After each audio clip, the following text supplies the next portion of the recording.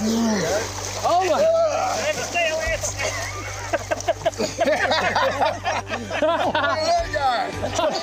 Oh, that is an incredible adrenaline rush right there. That is awesome. That's a perfect size first catfish because it's big enough to be pretty impressive. You didn't have to get your butt kicked on fish one. Yeah. A lot of bait here. Got him. Got him. There's a double. You got him? Yep. Another big one out here, Chad. Well, come on. There you go. We want to make sure that this does come off. The sat tags are only going to give us a couple of months worth of data, so we don't want that just sticking on there. We don't want metal sticking out that's going to cause any kind of injury, disease. About a 10-inch crappie right there. We'll see if we can prove this. He may be a little bit bigger. There you go. That looks like a butterfish. Oh, yeah. Well, that's a nice crappie. What you got there, 11, 12 incher? You can stick it on the tape measure here and see. I'm gonna say 12 and a quarter. That's 12 and 3/4. That's a good fish. Any fish. This one? You can do it. Come on, you gonna catch it? Here, trade me out rods. Keep the rod bent. Okay. Oh my. Oh my gosh. Oh my gosh. Oh my gosh. Stepped it in. Holy. What? Wow, that's such a fish. That's cool. Oh my goodness. First cast. Got him? Yep. Nice white bass right there. Oh, you got one? Yeah, buddy. Nice. You got a nice one. Whew. You want him for the live well? You can put that one in there. That's a good one. Strip. Get a little bend in that rod. There you go. Even some of the small ones especially makes me giggle. Huh? It's going. Little guy.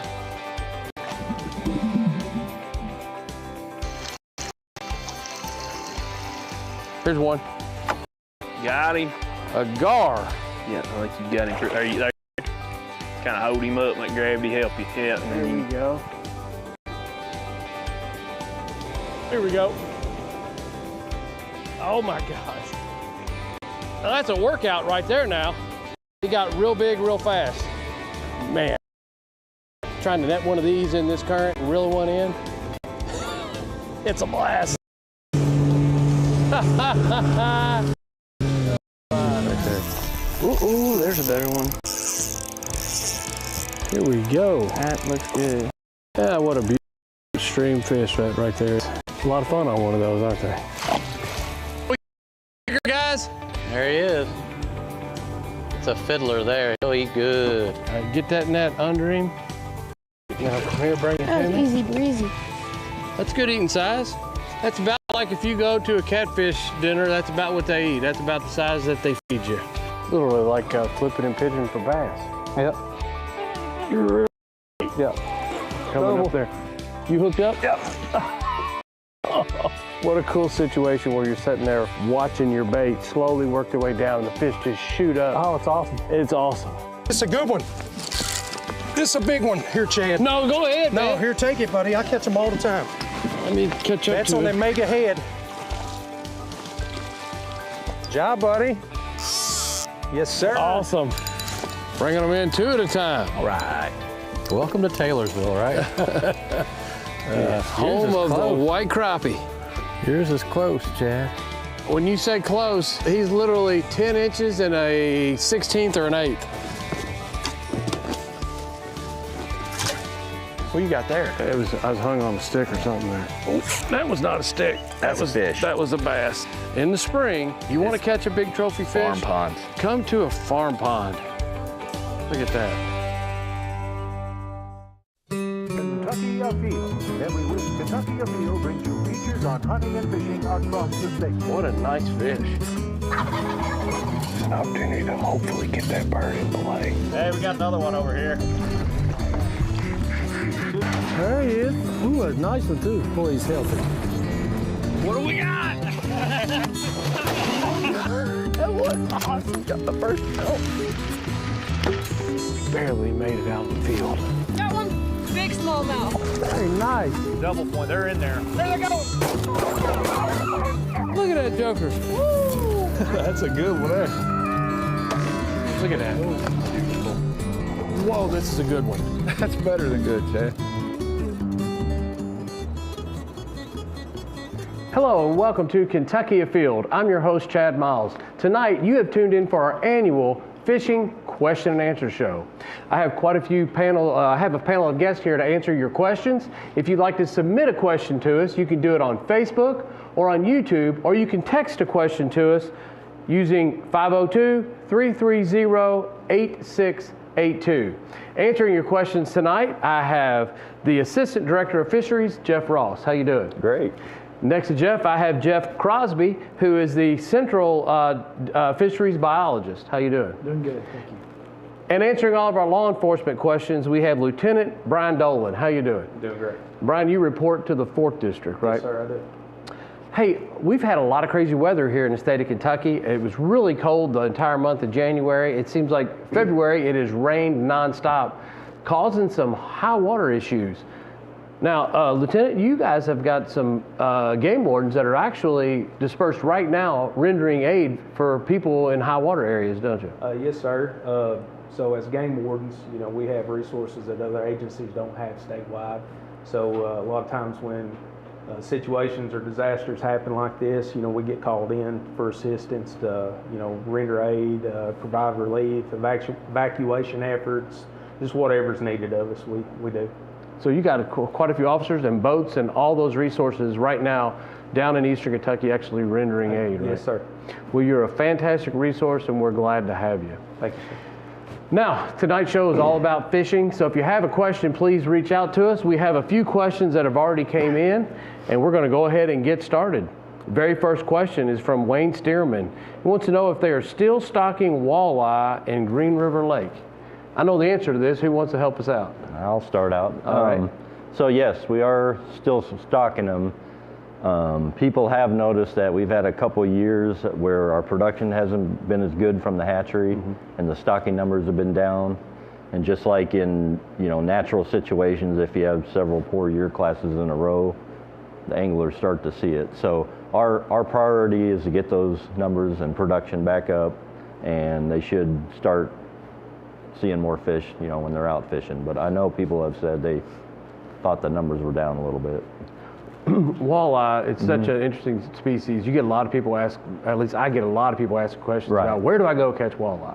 And, you know, Green River, we've been out there and they've taken the fish they've used for spawning fish, and we've done release shows out there where they've actually put them back in Green River. Yeah, we get a lot of brood stock from there. It's a great location to go and catch a walleye. Time of year, what time of year are you going to catch a walleye? Usually, well, depending on where you're going, but if you can get them, you know, late, actually pretty soon out in Ohio, but cooler temperatures when they're making their spawning runs up, you know. But if you're in a reservoir, you can catch them all year. You know, I know people that troll right at thermocline depth, you know, like at Lake Cumberland, middle of the summer, and do pretty well. Yeah, but you can start focusing on those. But pretty yeah, soon. pretty soon for the runs in the rivers. All right. Next question, Chris Childers. What lake in Kentucky would you give the best chance at catching a double-digit bass? So he's talking 10 pounds or bigger. What do you guys think? What lake would you go hit? I'd probably recommend like Kentucky Lake. Okay. I mean, that's going to be a pretty rare fish anywhere, but Kentucky Lake, I know there's been a guy several years ago that caught a 10-pound plus 6 years in a row down at Kentucky Lake. So that would probably be the best option. Really, they kind of show up just about anywhere potentially. I mean, we've got some places where we've had state records, I would say, like Wood Creek, Greenbow, High Splint, you know, are always potential places. But again, that's a fish of a lifetime. Oh yeah, no doubt. I've never caught or actually even seen a 10-pounder in the state of Kentucky. I know they're there. I've heard of them, but that is truly a fish of a lifetime. Yeah, the only one I've ever seen was actually out of Gist Creek Lake. Gist Creek. It was caught in February, Okay. And it was just over 10 pounds. I was going to say that you want to target trophy largemouth bass in that class. You're pre-spawn. Yes. And the bass usually start spawning in Kentucky about when? Generally, you're looking at April, probably. Could be late March if the weather's good, but generally April's probably going to be the So you need to catch a prime fish time. prior to that March to is get gonna be into a that great 10-pound time. class. Yeah. The March is definitely going to be the time for those big pre-spawn fish. Yeah. All right. Nice. Next question here is from Kathy Mattingly. Can you log into your online profile to show proof of your fishing license if you're checked? This is a good question. So you have to show proof of having a fishing license in the state of Kentucky. What forms are acceptable now of showing proof? So our reg, requires that your license be in your person and kind of a paper copy. However, with the technology and stuff that we have today, online license and stuff like that, majority of the people that I check is by cell phone, where they're showing a screenshot of their license. Do occasionally run up on people who, have to log into their profile and stuff and pull it up, and I normally allow enough time for them to do that if we have service and stuff. But me personally, technology fails, so a paper copy is the most sufficient way to actually show your license. I always keep a paper copy on me. Of course, I fish in a lot of bad weather situations. They get wet, and I try to keep a paper copy on me at all time. But you can screenshot your profile. That way, you don't have to actually have the internet to log on. Yeah. You still got to have a battery. Your phone battery can't be dead. So that's it's a little bit risky. And a lot of people that screenshot it, they'll have, like me, thousands of photos in their phone. So, you've got to be able to reference it pretty quick, because we're not going to stand there for 10, 15 minutes and let you go through your phone. So. Yeah. So hopefully that answered your question. It's a little risky, and most officers, game wardens will accept it, but you better make sure that you can get to it pretty quickly. Next question is from Charlie Wright. If a bass has a lure stuck in its mouth and the line breaks, how likely is it that bass will survive? It kind of depends on the lure and maybe where it's located.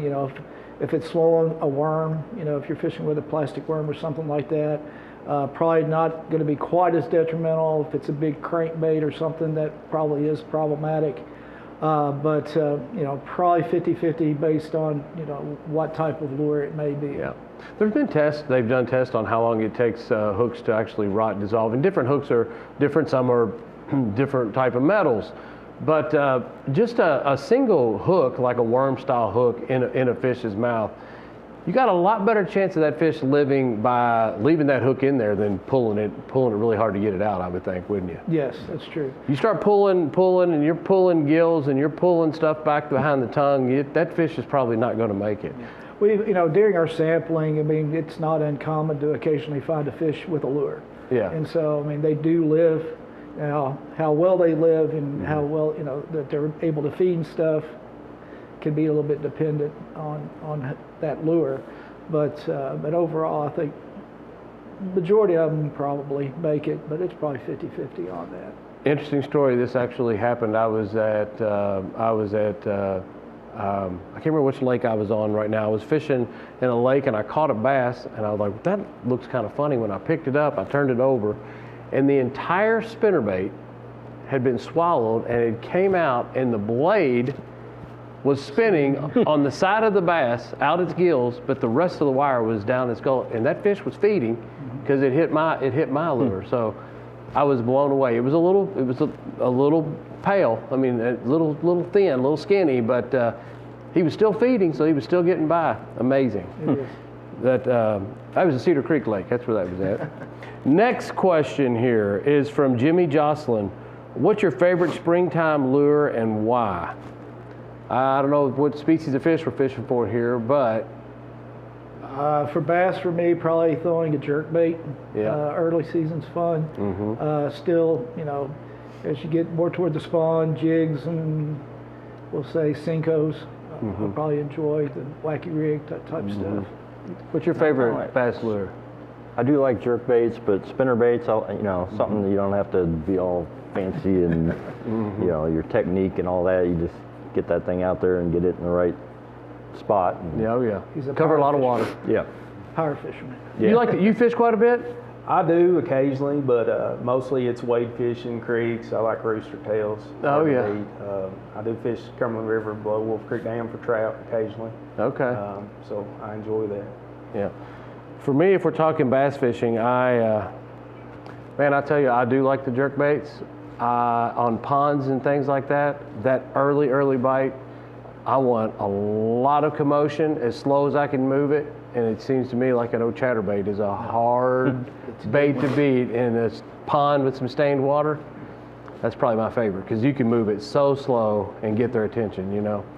So I'd say that might be one of my best, but that and a swim bait. I'm a swim bait junkie. So next question is from Jack. It says, what is the best crappie lake in the state of Kentucky? Now, wow, there's several candidates for this, huh? What do you guys think? What's your best crappie lake? I think over time, it's probably Kentucky and Barkley. Mm-hmm. You know, they tend to switch back and forth based on the year classes. Like right now, Kentucky's doing really well. Mm-hmm. Barkley is a little off just because of some poor spawns. Mm-hmm. But I think those two for sure are probably, you know, your best bet. What do you think? But you got, I mean, Barron, I think, has kind of stepped up a little bit. Its forecast has improved. Taylorsville's still hanging in there. It's amazing. I'm not sure how that happens, but it does. You know, we're still getting excellent catch rates of those 10-inch and greater fish. I mean, it's holding steady, which is great. We've got a few small lakes that are doing pretty well. Beaver, Bolts, you know, up northern Kentucky would be a really good option this spring. You got one thing that a lot of people don't think about is some of the embayments on the Ohio River have really good crappie. I have actually experienced that. Several years ago, we went to a little bitty spot off the Ohio River and went back in. I feel like I was literally fishing in a cornfield almost, and a lot of crappie back in there. Yeah. I'll tell you what, crappie fishing is almost like, depending on what body of water you want to fish, you can have luck, but you just kind of know how they set up on that lake. Like I'll tell you, people think about crappie fishing, they're thinking about shallow, a lot of structure. It's about a saugeye. So I actually said sauger. Right. So tell me about a saugeye and how you guys pick where they're going and how they're actually produced. Again, the saugeye is a hybrid, cross between a walleye and a sauger. And so we're kind of trying some different lakes. We've been for quite a while now for like some of our small lakes like Bullock Pen, Bolts, Gist, AJ Jolly were probably some of the first ones. AJ still is doing pretty well. We got the state record out of Bullock right now. Gist is not doing as well as it had been. Not sure exactly why, but it's not doing as well as it had been. Taylorsville we've added, and they're doing pretty well at Taylorsville. The only problem that we've kind of got with the saugeye is that we've had some production issues, just like with the walleye. So our stocking has not been consistent. So we have a good year class and then a bad year class, but these fish seem to be growing really well, and especially in Taylorsville. It seems like everything grows there. Yeah. But we do have a couple other ones that we picked more up. recent. We got Carpenter Lake up in the northwest, and Wilgreen down in Richmond area, and Carnico. Those are probably the newest of the saugeye lakes. And what's the record came out of Bullock Pen? Yeah, the record's out of Bullock Pen. Over 9? Over 9 pounds. Yeah. Wow. It was a nice fish. Crappie fisherman. I tell you what, if you're a new fisherman, or even if you're an experienced fisherman, telling the difference between a true sauger, a walleye, and a saugeye can be difficult. And recently, well, when I say recently, 3 or 4 years ago, we kind of changed some of the way the rules and the regs are on them. Tell me a little bit about that. Well, you can go ahead if you don't mind, Lieutenant, and tell me the difference in those particular fish species and your krill limits as it pertains to that. Yeah, so you're correct. We a few years ago we changed the regs to where it's 14 inches statewide, single ear combined, with 6 as far as your daily krill limit. as far as the best way I can explain how to identify them is, of course, our fishing guide has all our state fish, you know, identified in there as far as pictures of them, characteristics on how to properly identify them. So if you're out fishing, me personally, I always, you know, have a fishing guide with me or have a copy of it on my phone. So it's a good way to reference it. So now you don't really have to know the difference between the species as much as you know the length limit is 14 inches or above for all of them, but it's combined. You don't get 6 saugeye, if you can tell the difference. You don't get 6 saugeye, 6 walleye, 6 sauger. Correct. You get 6 combined. Correct, singly or combined. And then, of course, you know, each body of water has its own special regulations. So, you know, you need, wherever you're going to be fishing, you need to make sure you read up on the reg to make sure you know what you're fishing for, size limits, and daily krill. That's one of those fish that seems to be, this where we're stocking saugeye, that tends to be a really interesting accidental catch. Because if you're bass fishing in the spring, you have a really good chance of catching a saugeye. If you're throwing any minnow imitator and you're fishing for bass, you can catch a saugeye. Yep. So know your rules and regs on that, and enjoy that catch, because those are always fun to catch. Next question is for Ryan Pennington. Can a legally harvested crappie be used as catfish bait? So no, it can't. And the reason being is because crappie is a sport fish. The only sport fish you can use as far as bait is red ear sunfish if it's less than 6 inches. Okay. So no crappie. Crappie cannot be used as catfish bait. No. All right. Next question, Jason from Oldham County. What are the best streams and rivers for walleye in our state? So everybody loves the walleye, especially this time of year. Everybody wants to know about walleye. What do you guys recommend streams and rivers? He doesn't say lakes, it looks like. Looks like he's mostly interested in streams and rivers. I think Green River below Green River Lake, Barren River would be another one. Probably Upper Cumberland. Yeah. Yep, Upper Cumberland.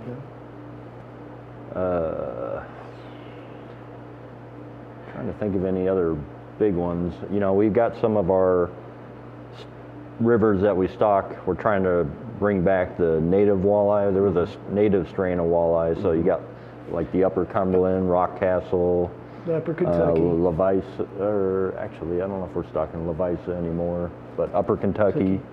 Those have the native walleye strain in them as well. Above Barren River Lake.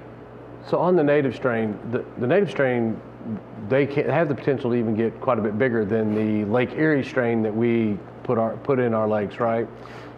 Yeah, I mean, they both can get pretty big, but you see some really nice native strain walleye in those rivers. Are there any different rules and regulations on the native strains as far as in all of those that I mentioned, to try to protect the spawning stock, because that's really what we're trying to do, is get them to naturally reproduce and build those populations up. It has an 18 to 26 inch slot limit, and a 2 fish creel limit. So you can't keep anything between 18 and 26. You can keep them above or below, and just 2. So that kind of protects that spawning size and hopefully helps things out. This is a perfect time to get some clarification. I've gotten a question several times on areas where we have slots, right? So the rules and regulations, a lot of times when you see special rules and regulations, let's say we're talking about walleye in this situation. Right. You've got 18 to, what is it again? 26. 18 to 26. On the lower side, it still has to be over 14, right? No, not on those waters that have the slot limit. So if it has a slot, like if you look in our special regs and it says slot limit, whatever, 18 to 26 inches, anything below 18 is good to go. Okay. Yeah. So if you're bass fishing in a tournament and there's a slot limit, like on Dale Hollow, for example, there's a slot limit between 16 and 21. If you wanted to weigh in a 10-inch fish, that would be allowed? Yes, it would. And wow. At Dale Hollow, you got to be careful because you're only allowed one above and one below. We got, we try to match up with Tennessee's rigs at Dale Hollow, so they're a little bit different. But sometimes the tournaments themselves set limits on that where it's 12. I got you. They don't take anything under 12. It kind of depends on that tournament. I got you. But legally, as he said, yes, it would be. That news to me, so I learned something. So I'm glad we asked. So the slot limits, you know, if you see that slot limit, then on the lower end, then you're pretty much good to go. Yeah, that's a special reg for that lake or river, and it overrides the statewide limit. All right, interesting. There you go. We got a question from Edwin here. Does a small boat for a pond with a trolling motor need to be registered? Yes, in the state of Kentucky, any vessel that has a motor on it has to be registered through the state. Okay. And if it's your pond, it doesn't matter. It still has to be Correct. registered? That's any private or public body of water. Okay. All right, there you go. Is it legal to have your license laminated so it doesn't get wet? Asking for all kayak anglers out there. So I don't see anything wrong with it. It helps preserve the license. You know, as long as it's still legible to where it can be read and validate that it is your license and stuff. However, you know, I know this is a fishing show. You get into issues with it being hunting related, where you know you have to complete a harvest log. Then you have issues completing your harvest log. So fishing license, I'm perfectly fine with that. As far as hunting license, I wouldn't recommend doing that. Yeah, it's kind of hard to write on that laminated sheet and put your confirmation number on there, isn't it? Dry erase won't work really well. For a fishing license, though, it might be okay, huh? So Garrett here wants to know, what is the best time to fish for white bass run at Lake Harrington, and what lures work best? Well, I would well, right now it's probably flooding out pretty good, but generally probably latter part of March into April is a great time as the water starts hitting 55 into 60 is the prime time for fishing for the white bass and hybrids over there. The white bass population right now there on the Dix ought to be great. This past fall sample we saw some really nice fish. Oh wow, okay. Really nice fish. So looks really good for this year, as long as we don't have issues from the flooding. I think bait-wise, anything that's going to imitate a shad, you know, with your swim baits, like you were talking earlier, you know, small crankbaits, I think would do well. A jig with a minnow, you know, anything that's going to cause that flash and vibration probably be great to catch a few white bass, especially in the springtime. Hard fighting fish. They're a lot of fun. That's one of the first fish species, you know, in spring that that white bass run kind of happens early. You know, I went out and did a show with one of our old biologists, Charlie Logston, on the Nolin River years ago, and I was asking him about when you start fishing, and he's like, white bass run changes a little bit. He said, but as a general rule, pretty sure the date he told me was Mardi Gras. Fat Tuesday is kind of early, but if you start going a couple times a week, you won't miss it if you start going that early. And that's kind of what he always told me. And he goes, the good thing is even if you're a little early, you can always start picking up the walleye that time of year. So that came from a very good fisherman and an old friend, Charlie Logston. I agree with all the lures you were saying. You know, white bass are interesting because you can catch them with a multitude of different lures, from little bitty flies to crankbaits to rooster tails. I mean, a little bit of everything. They're an interesting fish, how they kind of move in and move out. When you start catching them, you can catch those fish one right after the next, and then all of a sudden it might be like, where'd they go? And you can't see them. They're right at the bank a lot of times when they're hitting, and you look down the water, you think you can see them, but you can't. And then 20, 30 minutes later, they move back in, and you'll catch 3 or 4 more, and then you just gotta wait them out, don't you? Wait them out, yeah. But they're a lot of fun to catch. Next question. This individual says that he knows the department stocks walleye and musky in the South Fork of the Kentucky River. Do walleye or musky naturally spawn in the streams, or does stocking completely drive the population numbers? Well, for musky, we're not getting enough reproduction. That's sustained by stocking. For the walleye, we're hoping, at least with the native strain, that they do reproduce, that can actually take hold and we won't have to stock them. But so in those rivers, at least, a walleye native strain will reproduce. The musky, we've seen a few, but not enough to keep them going. Yeah. All right. Next question is about blue catfish. It wants to know if there are blue catfish in Yatesville Lake. We just started stocking them 2 or 3 years ago. So yes, they are in there. I think last year we may have added the 15 fish limit, 1 over 25 inches to Yatesville, and that's the same for all the lakes we stock them in, like Dewey and Carr Creek and Taylorsville and Barron and Fish Trap, and there's a couple others. Okay. But yeah, they're in there. I'll tell you what, you start putting those fish in there, and you know, they're pretty small when they get stocked, but man, those fish grow fast. And you're talking about potential for big fish. How long have we been stocking blue catfish, and what are some of the numbers that we've seen out of lakes that have been stocked for a long time? Taylorsville, we've probably been stocking since the early 2000s. I've seen a picture of a 72 pounder. We've seen sampled, 50 pounders. So I mean, there's some potential of that, really trophy size fish in these lakes. Yeah, so that's you're talking about a real fight. You hook into a 50-pound blue, and you're going to be in for a ride. That's for sure. Yeah, you definitely hook something. Next question is, what would be the best water body to target 18+ inch smallmouth near Louisville? You get that in Floyd's Fork? We've seen 18-inch fish in Floyd's Fork. I think that's a potential. Green River Lake, I think, would be a good potential. I believe the Green River itself would be a very good potential of, I think they see them up over 20 inches. There's some in Otter Creek. Yeah, I was going to say. I don't know if they're 18 plus, but you might happen into one. There's a chance in the river, Ohio River itself, to find some, just not the numbers, but you'd have a better chance probably in Green River Lake. How big have you seen smallmouth get in Brashear Creek? Because I've seen quite a few smallmouth that come out of Brashear Creek.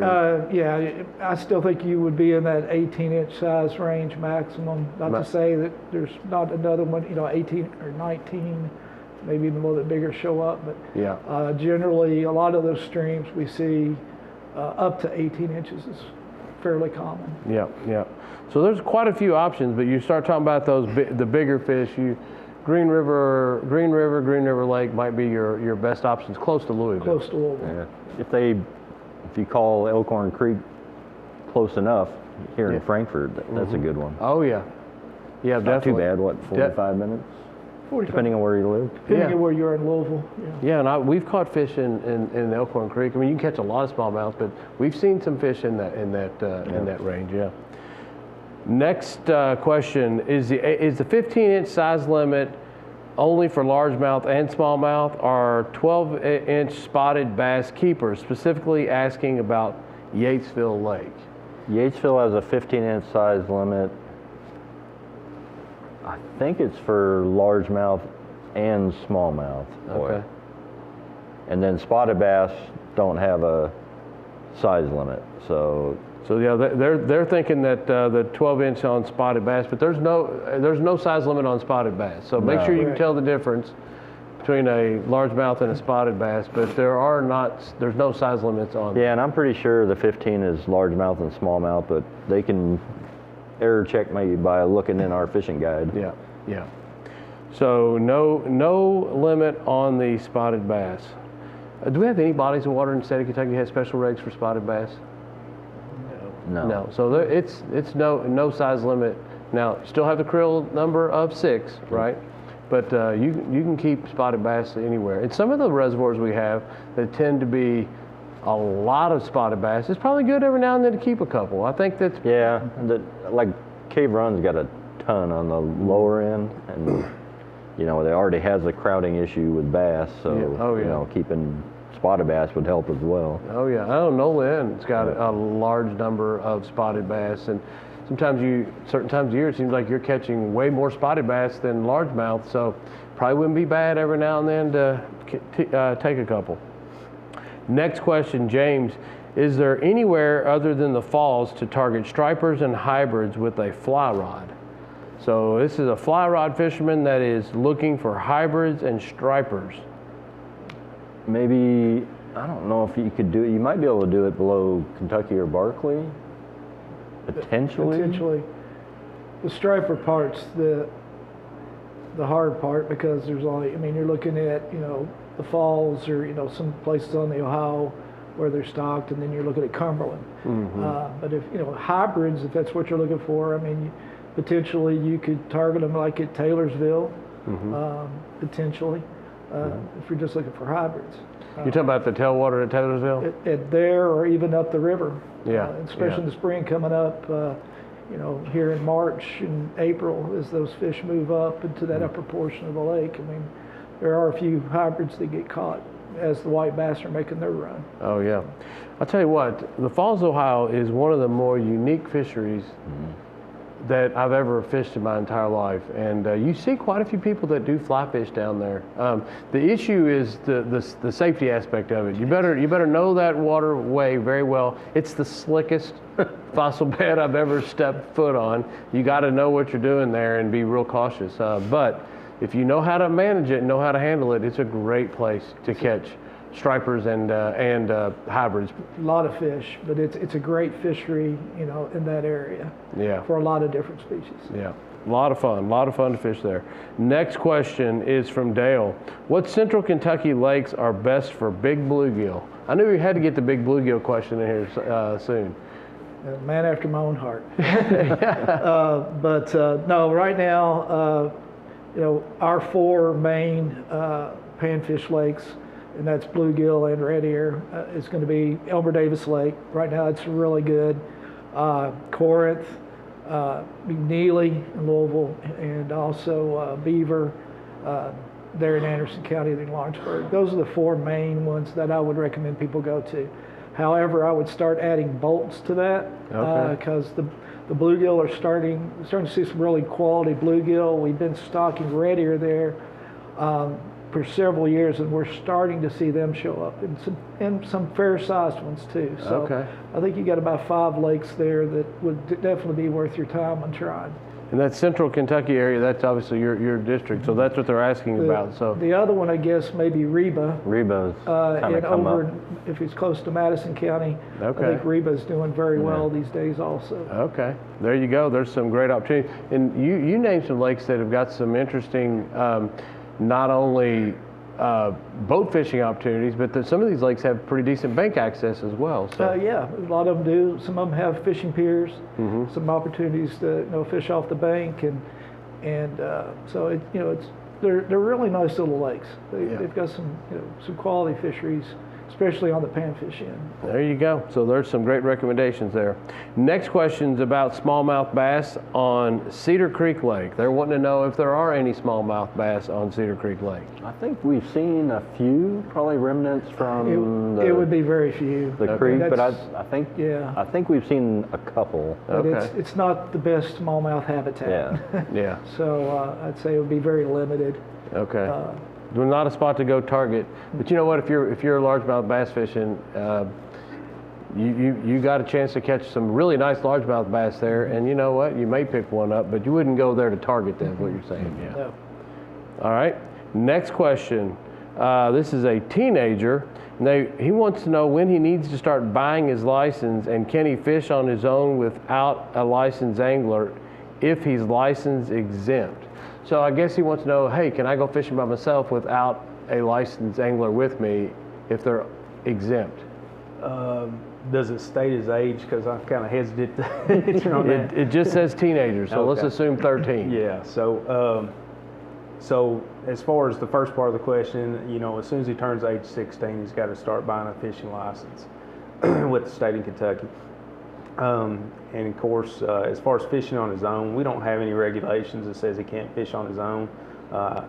Being around water and stuff, you always need to be cautious. So I think it's always a good rule of thumb and kind of a pattern to get into to have somebody with you, because you never know what's going to happen, what could happen. And also, if you can't swim, have a life jacket with you too. Like I said, water can be dangerous. So I recommend having an adult or somebody, a guardian present, and somebody else to where if something does happen, they can help. But the law does not require that. Okay. Now, I'll tell you what, things happen fast, don't they? Especially if you're in moving water and that type of situation, or I mean, just walking around a pond, I can't tell how many times I've been wearing rubber boots and the bank side start giving away, or you start sinking. You're like, man, you can get stuck pretty fast. So it's always good to have a fishing buddy with you, isn't it? And in a boat, a wave hit, a lot of things can happen. You're standing up on the deck of a bass boat. Yep. You ever fallen in on accident out of a bass boat? Several times. I borrowed a buddy's bass boat one year out in, this is southern Illinois, when I was going to school, and 2 of the bolts on one side were loose, and I set on the hook on it, and the whole seat fell back, and I went in with my rod. Some other lady was in a boat, and she couldn't stop laughing, and finally said, "Oh, are you okay?" You know, I've done that, and I also reached over to grab a crankbait out of a bush that I had hooked it in. I've done this.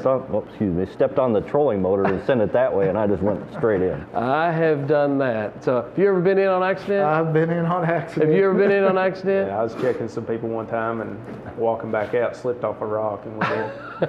I've been in a couple times, and you know, if you mess around water long enough, I don't care, especially if you're in a kayak or a canoe, in a bass boat, on a pontoon, if you're bank walking, if you're just stream fishing, you're going to end up at some point in time. It's part of the game, so just be ready for it, because you will end up in the water at some point in time.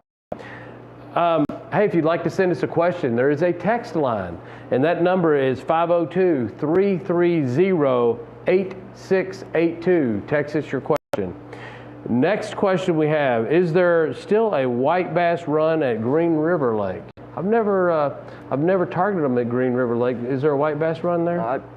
There will be, because there's white bass in there. The population had dropped down pretty low naturally, and I'm not sure what had happened, but it was a while back, and we've been stocking it, and it's come back up, but there are white bass in there, so there's pretty much a run. I don't know where, you know, the best headwaters for it or the best tributaries for it, but you know, that 4 lakes that are there in the and Green and Nolan and Rough River that are all kind of in the same water system, right? They all have little characteristics that are a little different. I mean, you've got some smallmouth at Barron, you've got some smallmouth at Green, nice smallmouth at Green. Nolan River's got them. The lake, I've never seen one caught there. You got Musky at Green. You've got white bass at Nolan. Those 4 lakes, even though the water is kind of shared water, they're different when it goes to fishing, all 4 of them. All 4 of them offer unique opportunities. Next question here is from Brent. Wants to know if he needs a hunting license to spearfish. So spearfishing, he can get by with just a fishing license. Okay. That is what is required for spearfishing. Okay. What if you're shooting fish with a bow and arrow? Which one you need there? Then a hunting license would be needed. Okay. I'll tell you what, I've not done a lot of spearfishing, but we went out with a biologist, and there's several that certain times of the year that spearfishing for like white suckers or for even gar, that it's a pretty good way to get fish, and they eat those fish that way. So, you ever tried that? Never, ever. It's another one of those times where get ready, because you will get, because you're in the water. Well, I have my diving certification. It'd be fun to do. But it is really fun. You do it at night, and you kind of move up. You get in those waters where they're coming up and doing their spawning runs, and you spear them. And it is an interesting way to go about harvesting fish, I'll tell you. Next question: what impact have the invasive carp had on the Ohio River, specifically on the lower dams, so the fishing below some of the dams? What impacts are you guys seeing? We hear about them, when they really crowd up against those dams, they kind of displace some of the sport fish and such. So they do have an impact for sure. But we've been ramping up the game against them, working with commercial fishermen, trying to get them out. In fact, this last year, I think they got roughly 16 million pounds out. 16 and it's been like million pounds. 73 million since 2000. I can't even remember when it was, but we've taken a lot out. Yeah, they reproduce fast, but you keep numbers like that out. And more of the effort's been in the two big lakes because you know just that's really draws tourism and it's a big fishery. It's hard to really get them. You can get them, but they're always moving in the rivers. So why do you want to get them out so bad? This gentleman's asking about impact. What impact does that have on sport fish? I mean, there could be they eat plankton, which is the same food source that sport fish and shad, and so it can have a huge impact on the food chain, the food web. So their numbers down helps that way. The silver carp, which becomes a danger. Oh yeah. I mean, you've seen a lot of videos on that. And then just their densities, even below the tailwater, in the tailwaters like Kentucky and Barkley, they push up and just displace. There's just so many of them. So, and it's an invasive species. They're never good. They outcompete. Invasive species always outcompete, and that's the way they're built. But it's a battle for that plankton. It seems like fish like to sometimes group kind of by size, and it seems to me like you get a huge school of these big silvers. That the bass and crappie, they may still be some around there, but they kind of separate sometimes, don't they? Yeah, and the commercial fishermen are saying it's getting a little bit harder to catch them now in the lakes, which is a good sign. They're starting to knock them down, and the fishing's good. I mean, people shouldn't be avoiding either Kentucky or Barkley for fishing because it's good. That's there was rumors that it wasn't good because of them, but it's good. Next question is from RL. What area in western Kentucky is best for bow fishing? I guess they're looking for bow fishing for invasive fish as well. In western Kentucky, yeah. I'd say the tailwaters. Yeah, definitely the tailwaters are good, and you can do them in the lakes too with the tailwaters. Either Barkley or Kentucky tailwaters. Yeah. Oh yeah. We've been down there on both of those, and there's no shortage of Asian carp right up there against those dams. That's a great place to go. Next question: what are the main fish that he should target in Laurel River Lake from kayak? So this is a person that wants to go to Laurel River Lake and kayak fish. What do you think they should be targeting? Smallmouth and walleye. Yeah. I mean, you can target. I mean, I'm assuming you're not going to be trying to sit out on the main lake, in the middle of the summer with all the boats going around. But, if you find a calm day and up in some waters that all the boats aren't up in, you could go for just about anything. About anything, largemouth, crappie or, up lake where it's calmer. But definitely smallmouth and walleye, largemouth. So a lot of opportunities on Laurel River Lake. If you're in a kayak, you can kind of be mobile. You can go from the dam to, depending on where you put in, all the way up into where the river's coming in. Yeah. A lot of opportunities for fish. There's places you can get up in a kayak that people aren't going to want to take their motorboats and go. And on the lower side of Laurel River Lake, you've got hybrids and stuff down there too, right? On the no stripers. I'm sorry, but I was talking about below the lake. Below, yeah, down toward the Cumberland River. You got that opportunity down there too, right? Yeah. So there's a little bit of everything. Yeah. Next question, Bill. Besides the Ohio, where is a good place to catch sauger? The sauger in the Cumberland River, few.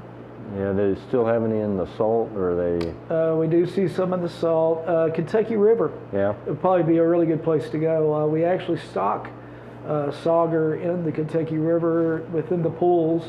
We're up in those forks. We stock the native walleye, but down we'll say the Kentucky River proper, where all the locks and dams are, we're doing sauger stockings annually. So there's always a potential for there. You kind of named the ones that I would have suggested, and I'll tell you, as soon as this water goes down, it's time. It's time to go out there and catch those sauger. I mean, right now is a good time to start catching those fish, but the water is rushing way too hard on the Ohio and the Kentucky River right now.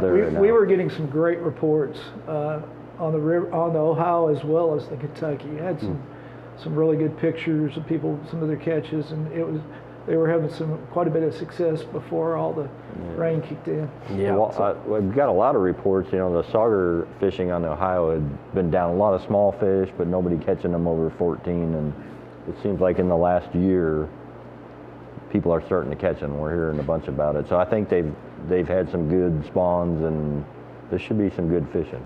And I'll tell you what, the Ohio River offers, we have a lot of area of the Ohio River, and sauger can be caught below those locks and dams on most of it, all the way from up north of Cincinnati, all the way down to where the Cumberland River runs in.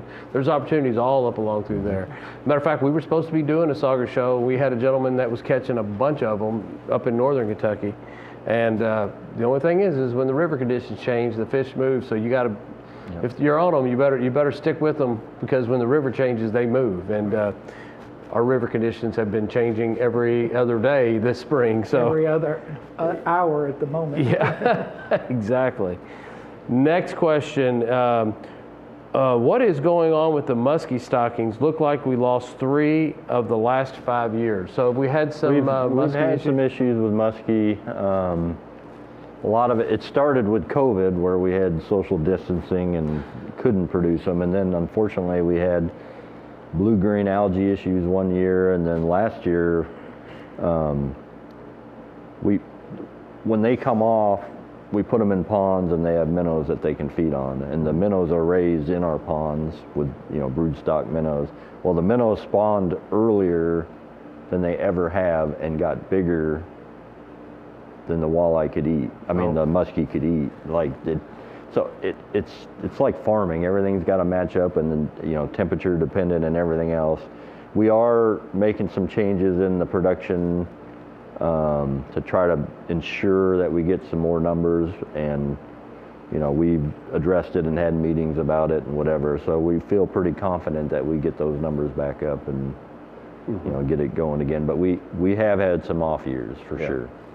Well, I've been asked that question a few times, and we have some pretty avid musky anglers that are part of this stocking crew. They want to see these musky in there as much as anyone. It's not like a situation where they're like, well, I just don't want to get out there today. It's they want to see those musky numbers. There's guides out there and everything, that are depending on it and such. And we're doing our best. We're not, we're not trying to lose them. It's unfortunately there's a lot of things that come into play environmentally and forage and everything else, but we got a little bit of a new plan to try to get that going. When will those stockings start taking place? And then I guess for a musky, you're looking at a fish that's probably, before it reaches the size you're going to be targeting to fish for, 3-4 years, I'm guessing?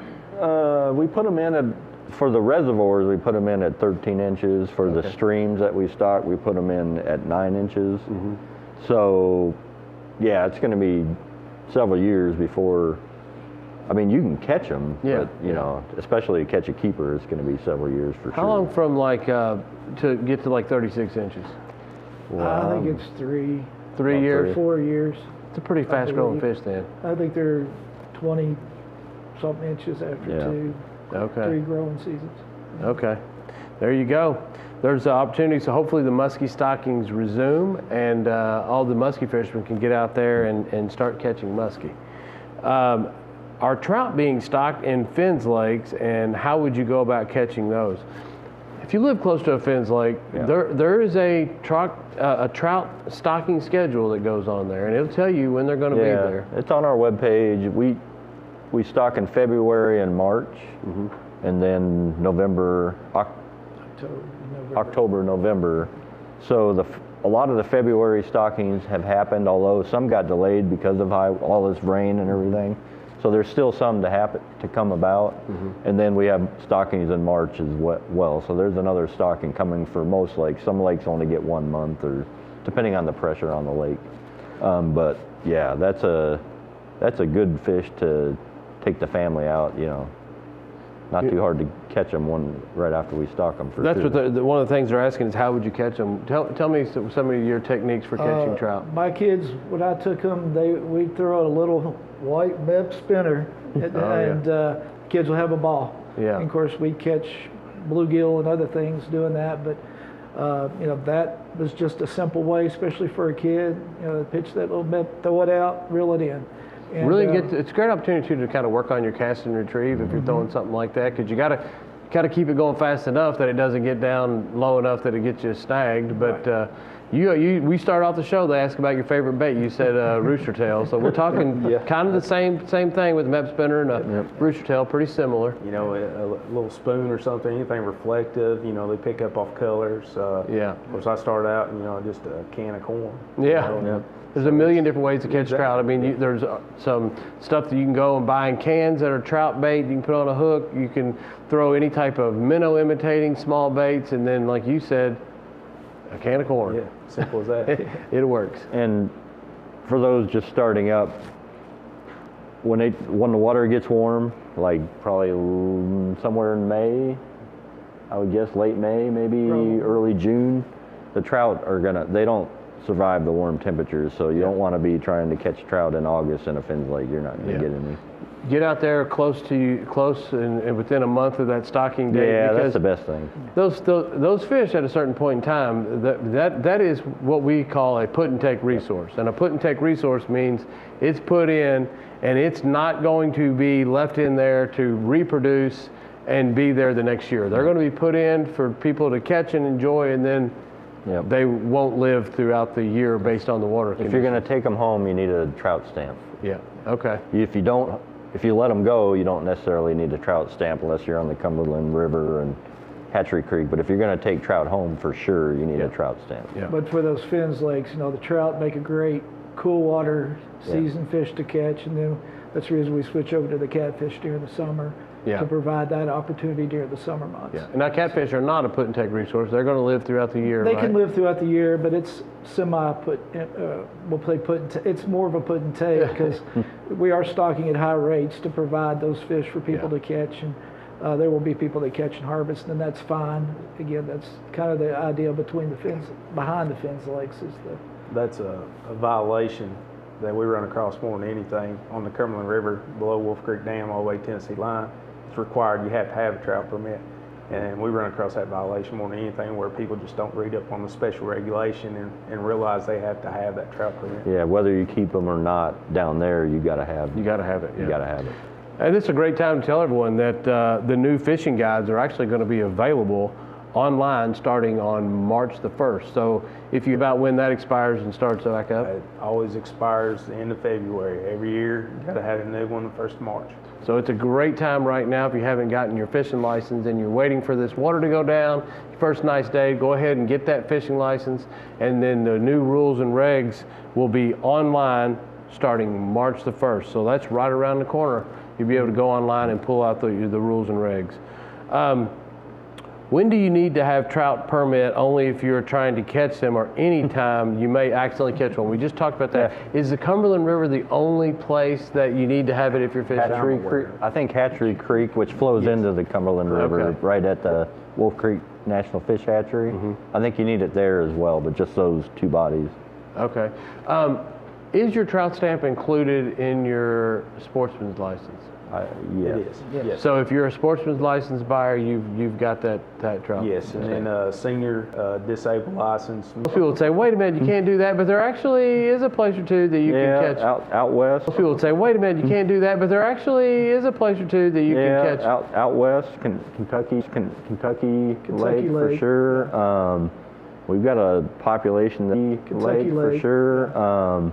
We've got a population that's kind of grown a little bit down, and now I got to remember if it's Linville or Wood Creek. Linville. Grown a little bit down, and now I got to remember if it's Linville or Wood Creek. Linville. It's Linville. Yeah. So if you're in Eastern Kentucky, you want to target them there in Linville, and then Western Kentucky. I've never caught them out there. Now yellow bass is a different deal, but yellow perch, you're saying they're out west, huh? Yep. Have you caught them out there before? I haven't, but I've heard of people catching them for sure. I just got to see the state record yellow perch that was caught out of, I believe, Kentucky Lake. Okay, all right.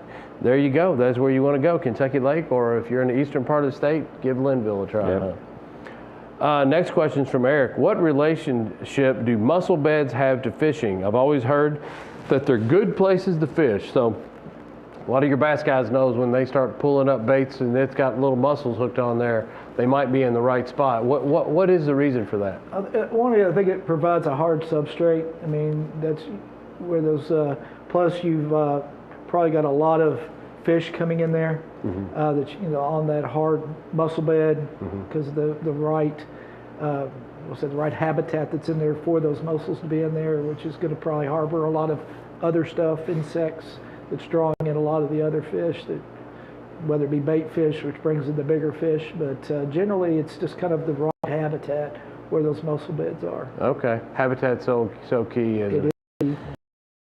Next question here is any tips on fishing with the bait casters? This is an individual, I guess, that wants to start fishing with a bait caster.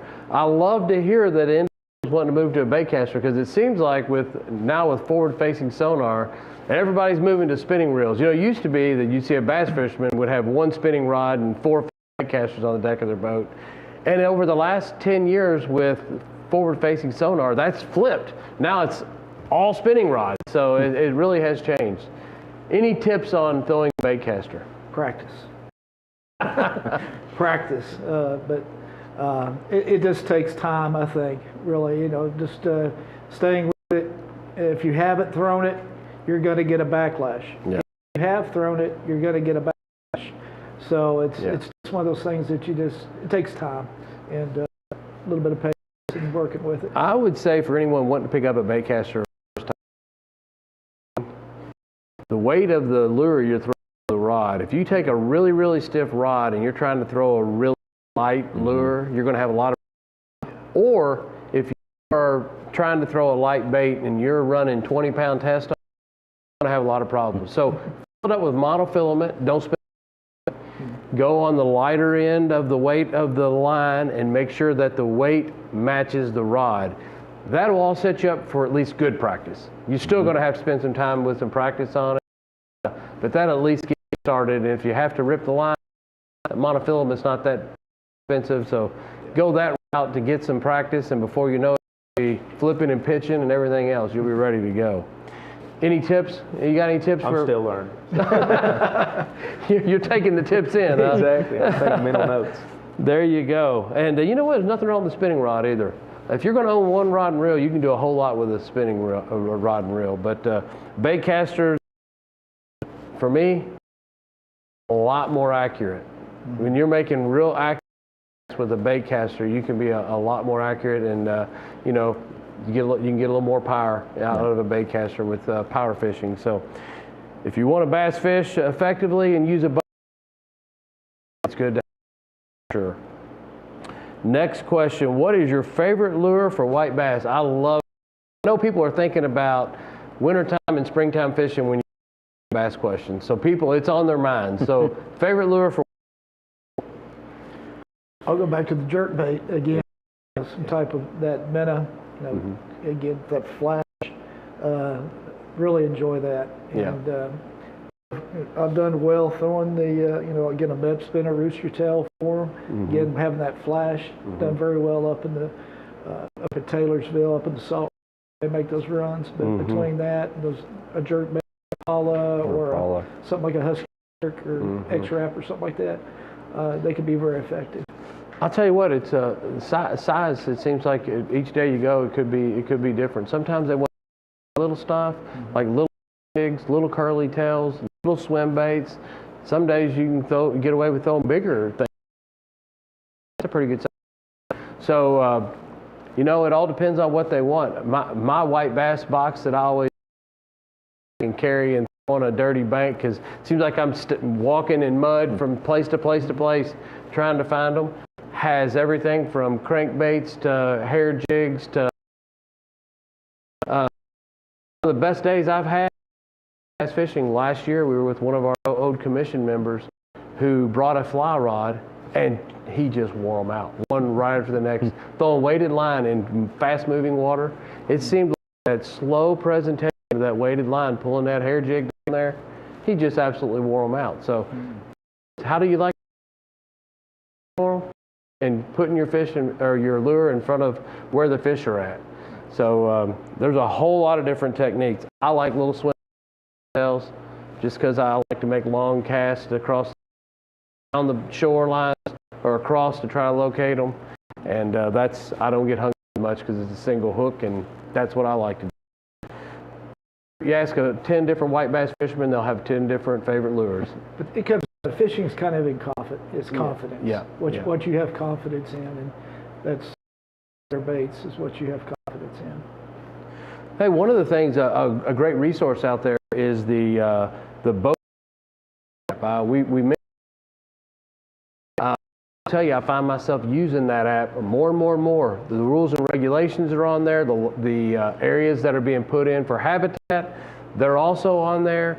It starts at home. You can regulations,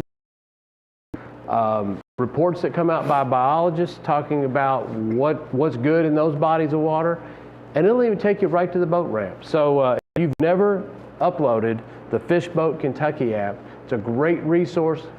It's free. You can go online, download it. It's available for both Android systems.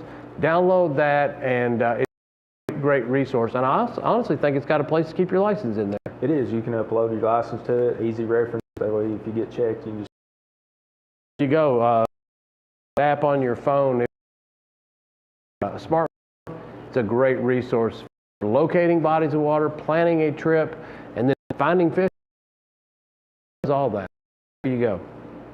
Next question. Any tips for fishing around Paintsville Lake? I have fished Paintsville Lake 2 or 3 times, not that much, so I don't have a lot of expertise. You guys got any expertise there?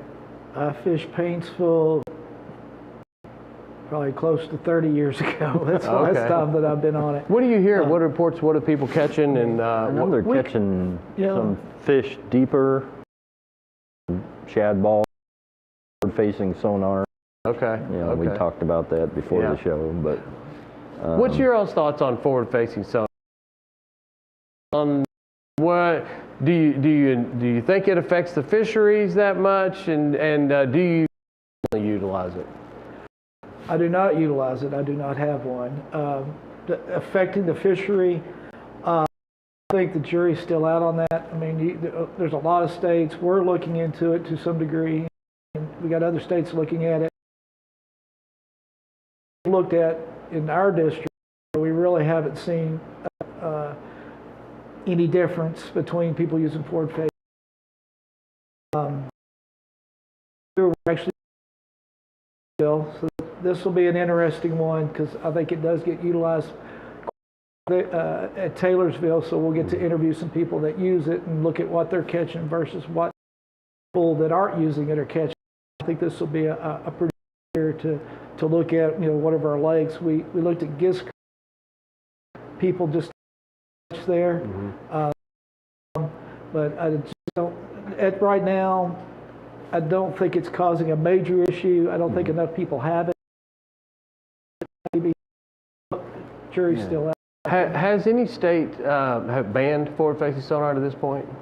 Not to my knowledge. Not to my knowledge. I mean, they've been talking about just what, essentially, when they get together, they're asking each other, so what are you guys handling this? And a lot of them, they just need more info before you just in and say, you can't totally changed fishing.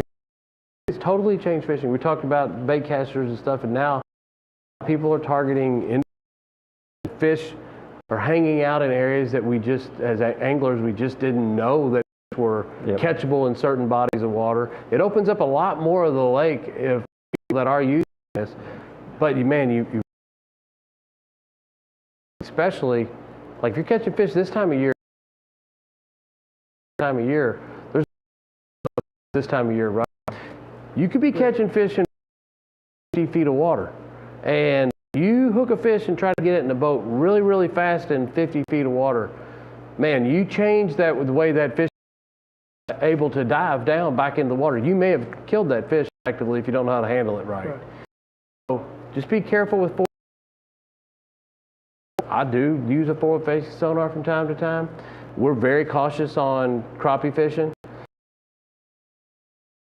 with forward-facing sonar.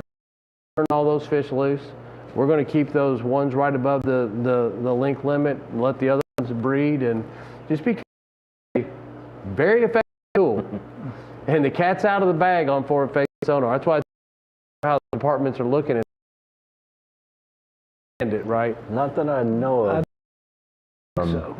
That's a question that if you get creeled this coming year, question that you'll be asked. You know, Okay. are you using forward-facing sonar? Yeah. Because we're able to track what they're catching, it without it, and difference between the two. Yeah. The nice thing about forward-facing sonar for us is that people are no longer saying there's no fish in the lake.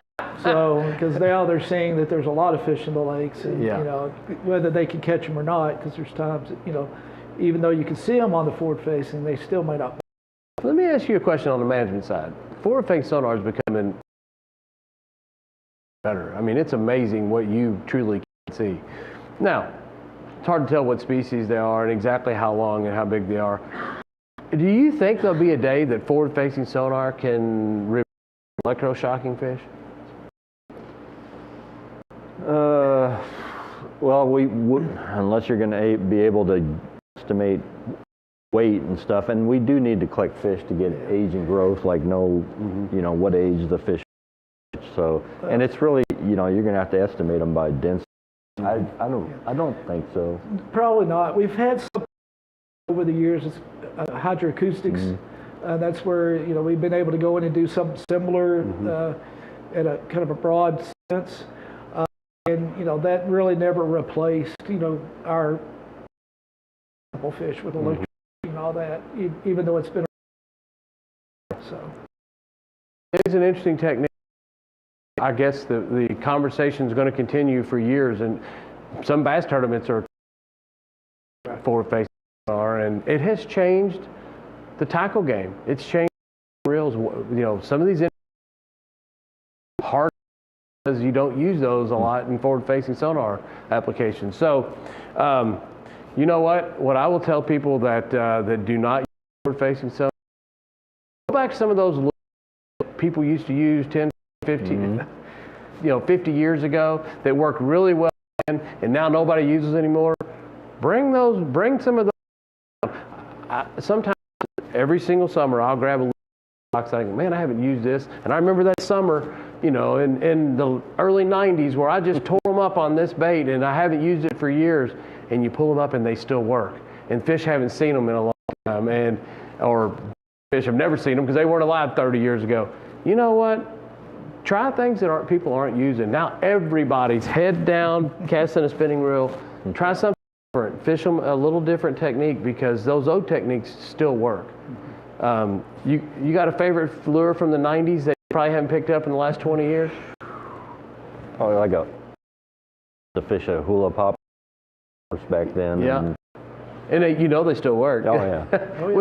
Yeah, probably the same type stuff. I mean, yeah. You know, but I think, you know, go back to, you know, some of the crow cranks.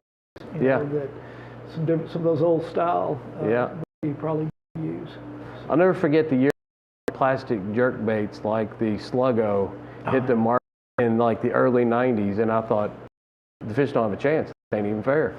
And now I know there are new kind of versions of that, but those old school hooked and soft plastic kind of jerk, they gangbusters. So a lot of opportunities out there.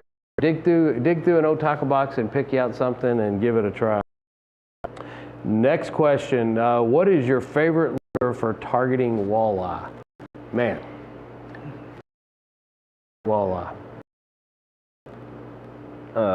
John Williams, our old, I've been out with him several times. And it's fun because you catch walleye, but you can catch all kinds of. So it's a nice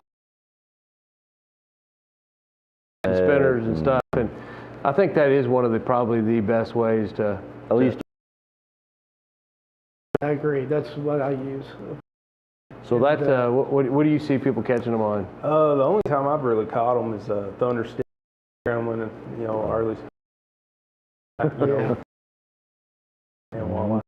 Yeah, I tell you what, in May up to spawn, when people are out trying to catch those stripers up on the bank, it's a good time to catch a walleye too. So on thundersticks and things like that, that's a great way to catch them. A lot of fun if you don't mind staying out there all night.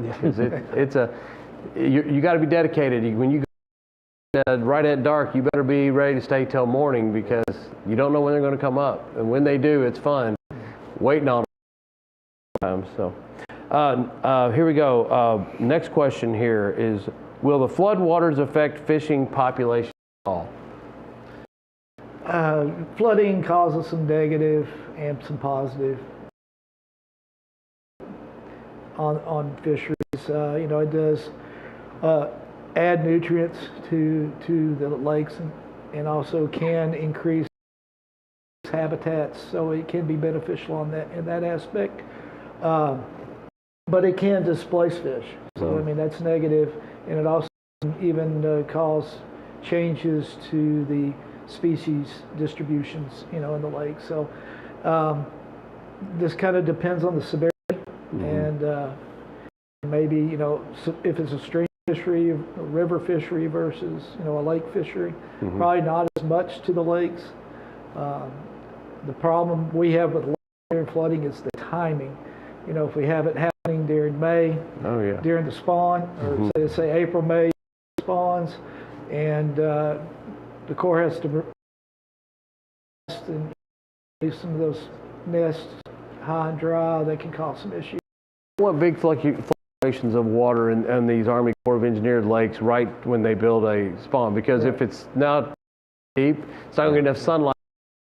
If it's dry, it's not going to be productive. So that can have a major effect on spawns. Right. So time of year stability of the lake is very important, especially in that April, May. Probably for the sauger, you know, in some of the rivers with the flooding, and they kind of changed what they were doing. You know, so it just kind of depends on the timing and the severity of that flooding. It's one of those weird things. You go fish a spot and you got your perfect spots that set up in you know, on creeks. And this, you go back and look at it, what it looks like now with just a massive amount of water going down there. You're like, well, every fish I was fishing for has to be in the Mississippi by now. So, but that doesn't necessarily happen. Some fish will get displaced, but fish will come back and they'll be in there. It's amazing how they can sit there and fight that for day after day after day. And those fish. Amazing after the *97 flood, the big flood on the Kentucky River, the amount of materials that got pushed. Now you started having these shoals, these rock bars, you know, all that material out, which created fishing habitat. Which these really good fishing spots. Speaking of flooding, this is making fishing a little bit difficult right now, but my favorite time is March, April. So it's right around the corner. So make sure you take advantage of that tackle box, drills, get online, get your fishing license, start planning. These are the times when you can't get out there on the water. It's your best times to kind of make sure you're more productive when you can get on the water. And remember, when you start getting out there on that water, that moving water and cold water can be very dangerous. Make